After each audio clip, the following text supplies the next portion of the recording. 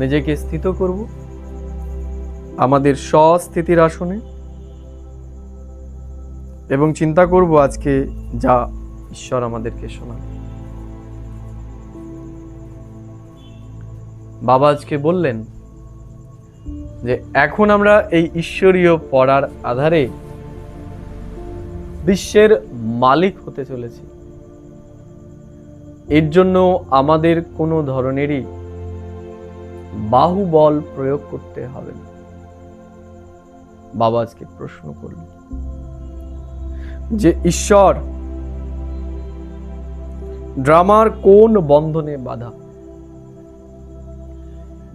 বাবা বললেন যে ঈশ্বরকেও ড্রামা অনুসারে এই সৃষ্টি রঙ্গমঞ্চে আসতে হয় এবং আমাদের আত্মাদেরকে তমপ্রধান থেকে শতপ্রধান বানাতে হয়। ঈশ্বর আমাদের উপর কোন রকম কৃপা দয়া করেন না। ঈশ্বর আমাদেরকে তমপ্রধান থেকে শতপ্রধান বানান। বাবা আজকে আমাদের অসাধারণ কিছু কথা শোনান। বাবা বললেন যে আমরা যে যেমনই হই না কেন, আমরা ঈশ্বরের খাস লাভলি সব থেকে ভেলভেট মিষ্টি সন্তান। আমরা যে যেমনই হই না কেন, ঈশ্বর আমাদের সেই রূপেই অ্যাকসেপ্ট করে নিয়েছেন। বাবা বলছেন যে আমরা সেই ভাগ্যশালী আত্মা যারা সব থেকে শ্রেষ্ঠ দেশ ভারতবর্ষে জন্ম নিয়েছে।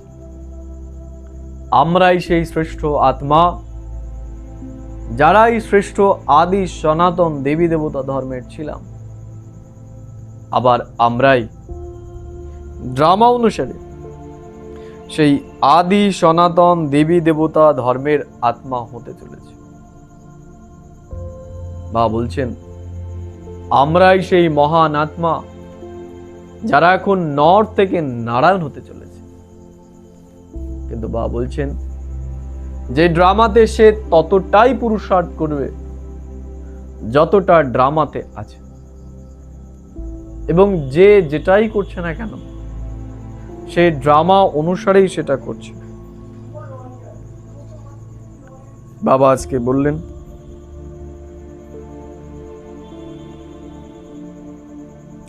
বাবার সাথে আমাদের সত্য হয়ে চলতে হবে। বাবা বলছেন যে কর্ম করা সত্ত্বেও আমাদের অন্তত 8 ঘন্টা ঈশ্বরীয় চিন্তনের মধ্যে থাকতে হবে। ঈশ্বর আমাদের রোজ যেই স্মৃতি প্রদান করছে, আমাদের সেই স্মৃতির চিন্তনে থাকতে হবে। বাবা আজকে বরদানে বলল যে আমাদের দাতার সন্তান, এটা আমাদের প্রত্যেকটা সেকেন্ড মনে রাখতে হবে এবং প্রতিনিয়তই আমাদের কিছু না কিছু এই দুনিয়ার মানুষকে দিতে হবে। আমাদের সব সময় মনে রাখতে হবে আমরা দাতার সন্তান। দাতার সন্তান মানে আমাদের ভান্ডারা সদাই ভরপুর। আমাদের এই দুনিয়ার মানুষকে এখন সুখ, শান্তি, সম্মান এই সমস্ত কিছুর দান করতে হবে। আজকে বাবা আরো বললেন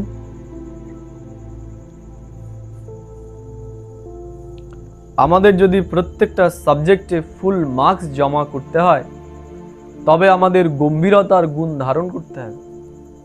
আমাদের এখন নিজেকে গম্ভীর বানাতে হবে। বাবা বললেন মহান হওয়ার জন্য আমাদের বিশেষ 2টো গুণ ধারণ করতে হবে। এক হলো মধুরতা, আরেকটা হলো নম্রতা। বাবা বলছেন